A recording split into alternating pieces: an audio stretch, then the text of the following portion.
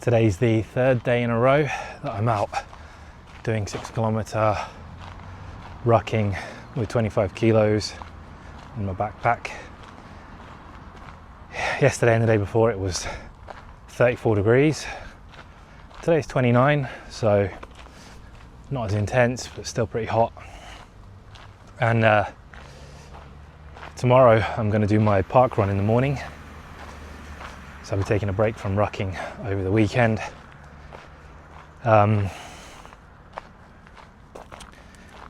It's tempting to take a day off today, just take a recovery day. I'm going to do a run tomorrow morning, so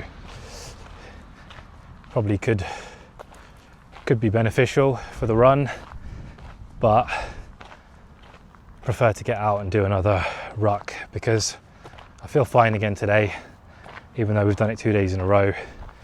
Legs feel fine. I don't want to miss an opportunity to get out and do another 6 kilometers of rucking, because you never know, something could happen tomorrow morning and I might end up going for the run. So I'd rather do something now while I know I can. And speaking about running, like a year ago, before I started on this rucking journey, running was definitely out of the question for me. Like I'd kind of 100% decided I wasn't going to do running, because every time I did running I used to get a bad knee. Cardiovascularly, I'm quite fit in general. Like I build up my fitness quick. I've got like a good natural capacity for it. Once I start doing a bit of running, my heart and lungs get fit quite quickly. What was always letting me down in the past was my knees, my ankles, my lower back. They would pick up injuries, get sore, start to have pain when I was going up and down the stairs. And I would always probably, because my heart and lungs were getting fitter, I probably used to push my body a bit too far, too soon, and I'd pick up injury. So rucking was a way for me to avoid that, because you don't really get that when you do rucking. You're always at this walking pace, sometimes a fast walk, but you're slowed down by the weight and you're not putting the same impact through your knee joints. So my knees have always been 100% good with rucking. In fact, my knees got so good that I noticed I was never getting those knee pains going up or down the stairs anymore that I used to get. I used to always have my knee kind of give out on me, and then that would be it for a few days. You'd have to tread carefully around it until it got better. But it just sort of stopped happening. And eventually, as your fitness improves and you feel good about yourself, that's what kind of made me start going back to doing a few other things around rucking, like weight training and then boxing classes for me, and then running again eventually, which running was something I thought I wouldn't do, and I still do running differently to how I used to. So I don't see myself as a runner, I don't take it seriously, and I don't do any runs during the week. It's not part of my training. I really just use the 5k park runs on a Saturday as a bit of a fitness test. So 5 kilometers of running a week is the max that I ever do in that one go, and I don't do that every week. It tends to be like I'll do it for a couple of weeks in a row, and then something comes along and I can't do it that Saturday, so I don't do it, and then I won't do any running until I decide to test myself again. And it's been quite good really, because it stopped me from maybe doing too much volume, doing too many kilometers, which takes up a lot of time, and it keeps me, it enables me to just keep on with the rucking really, which is something that I enjoy more than running. I still do it as a test and for a bit of variety. Like rucking's all this kind of slow speed, plodding along, carrying a heavy load without the weight. Running, it's nice to see how fast you can go, fly around. But what surprises me is that despite not doing any running training during the week, I'm at the front of the race really with the lead pack of people that do parkrun. And there'll be 200 to 300 people there each week, and I come in 4th place to 6th place, always 4th, 5th or 6th usually. And I don't think that's quite bad. It's not that bad for someone who doesn't do any training. All those people that are there at the front ahead of me are all club runners. They've all got their t-shirts and little kits on from nearby running clubs. They're all taking running seriously, doing it as their main sport, I guess. They all look like runners. And I'm there with them. Now, I can't beat them, not yet anyway. But who knows, if I was to be doing more kilometers during the week and warming up properly and stretching out properly and doing all the things I see them doing, I just more turn up casually and I go for it. And one of the places where I do well that I've noticed is on the parkrun course I do. It's basically all one big lap of a park, and it's uphill for probably like 2/3 of it, and then a steep downhill. There's probably room for me to improve on the downhill, because what I've noticed is I do well on the uphill, and I think that's because my legs are used to carrying the weight from rucking. I'm used to the added resistance. So when I don't have the weight and I'm going up a hill running, like, I've got strong legs that are good with endurance. So it's like strength through endurance, that I can just push hard up hills, where other people, I see them slowing down and maybe can't go at the same speed up the hill. I see that as like my place to take a little bit of an advantage and to make some time up between me and them. So I go uphill quite quick. My heart and lungs can cope with it. So, however, a lot of the time after all that hard work beating them uphill, somehow they manage to just fly downhill. And I don't know how to master that, because I've tried to go faster downhill, but people come past me just like they're gliding down the hill, which I've not been able to replicate that yet. Still, I've definitely got some strength going up hills, and I think, considering my main cardio is rucking, and these days one boxing session a week, I'm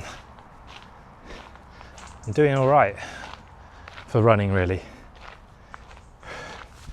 So there's definitely some carryover between the two, rucking and running. I guess rucking can help you with running, and probably the running probably carries over to the rucking as well. I always find it difficult though, like, to maintain a habit with running. Like, running always seemed like quite a big mental effort. It still is now. Like, on a Saturday I have to prepare for it. I have to find like my running kit and get all my stuff together, and it's like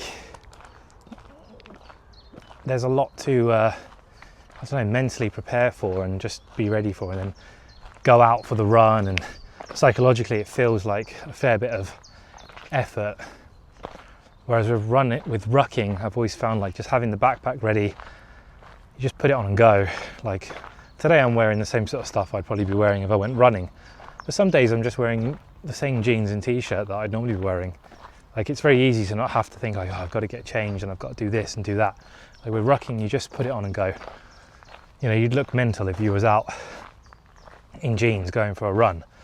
But with rucking, no one really knows. You can just, it's a cold day, you're not going to sweat too much. Just wear your regular clothes with the backpack on, go do it. But yeah, with parkrun being that test, I also like it because there's other people there, and rucking's quite a lonely thing in a way. I mean, I do it with the family, walk around with kids and the dog and my wife. It's good for all of that because I can't really run with them, but I can ruck with them just while they enjoy a walk. But I'm not out here competing with anyone apart from myself. And there's no one for me to really compare against. I don't know anyone who does rucking. I've even mentioned rucking to friends. And apart from, you know, my wife will come with me sometimes if we're not with the kids, and we'll put 15 kilos in her backpack, and she weighs 50 kilos, so she's carrying 15. It's quite a good effort, and I'll carry 25. And we'll do rucking together. She enjoys it. I've mentioned it to other friends, and people kind of like, yeah, they listen, but I've never known anyone who's actually said, yeah, I'll try it and I'll come with you. People just are reluctant to do it. I don't know, maybe it seems crazy. I think it's got so many benefits, which is why I'm talking about them, trying to make it popular. So at least with parkrun, when I go do that run, it gives me a benchmark to compare myself against. Like, I like thinking most people on the Saturday morning are still in bed or sitting around watching the TV or whatever. But these people here are the people that are at least trying to do something good on their Saturday morning, trying to start the weekend off right by pushing themselves for a good run. And there's people of all different abilities there. And all those people that are out there doing it, they're ahead of all those people that are not doing nothing. And then gathering all the people in the town that would be willing to go for a run on a Saturday, then you can compare yourself against even those people and realise that you're right there at the front with the fastest people. And it's a good feeling when you finish. My personal best is 20 minutes, 6 seconds at the moment on a tough course. I've got a bit of a goal in mind, just one day, hoping to go below 20 minutes. I feel like that was a good target for me, something to focus on. Gives me motivation when I'm near to the finish on the last lap, and I feel like I might be able to achieve it. Helps me push a little bit harder mentally. But what a great feeling it is when you finish the line, you've done your 5k, and you're 37 years old and up here with the club runners, and you're just here doing it casually. Like, that makes me feel good. And rucking's been a big help in getting to this level, because a year ago I couldn't run, and a year ago I was 10 kilos heavier and not feeling great about myself. And I have turned it around, and I'm not where I want to be fully. There's always like, it's an ever moving target, and I have a tendency to be self-critical. But sometimes you do have to stop and think that you have come quite far. You have made a lot of positive changes. Your lifestyle is very different now to what it used to be. And it's getting better all the time as you get stronger mentally, get stronger physically, keep adapting, keep improving.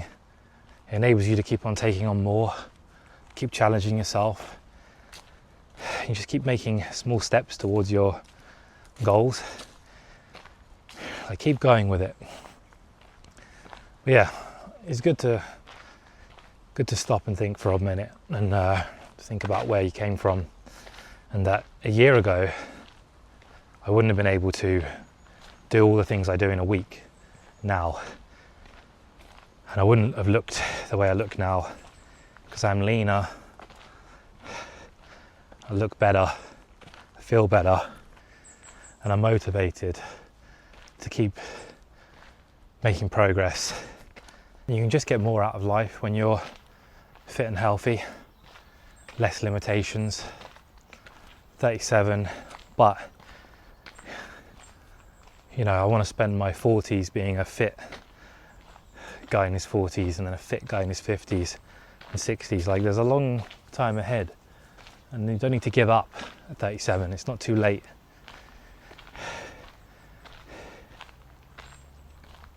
It's been a year now of consistently rucking and making changes to diet an exercise in my life. And looking back, it feels like a long time, but at the same time, it's very quick as well. Like a year goes by so fast.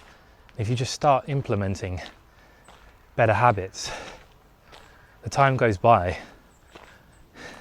And if you set small, manageable goals along the way, like every 2 months or 3 months, have some sort of check-in or goal, it really helps. Before you know it, a year's gone by and you are different to you were a year ago. Just got to keep going with it, and then in another year we could have taken another big step forward.